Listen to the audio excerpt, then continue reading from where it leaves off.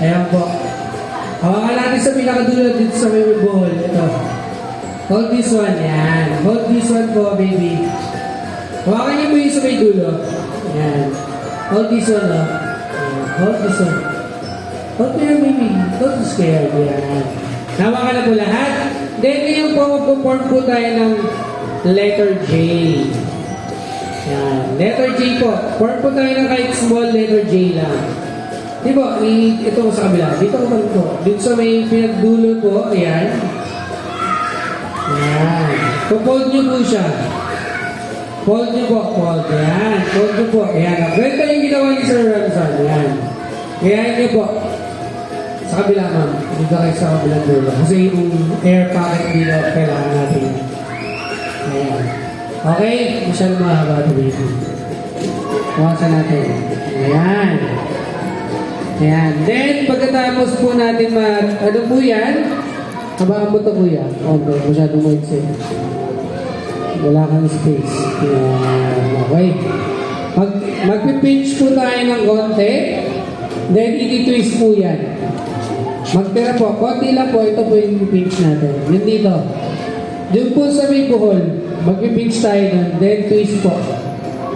Pinch and twist. 3 times.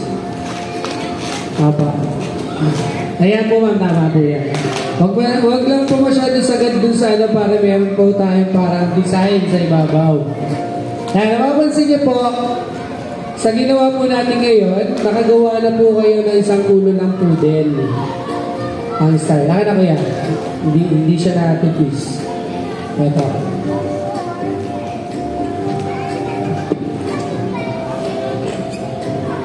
Ayan, para siyang ulo na poodle, di ba? Ayan po. Then, pagkatapos po, yung kapilang dulo, itong may air pocket po, lagay niyo po din sa may butas, ibasok niyo po siya dyan. Ayan, pasok niyo po. Hindi na po na tayo mag-twist po yan. Itong dulo lang po, ipapasok mo lang dito sa may tenga.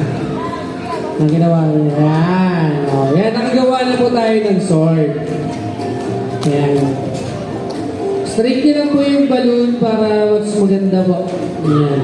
Ayaw ko yan. Masyado mo sige.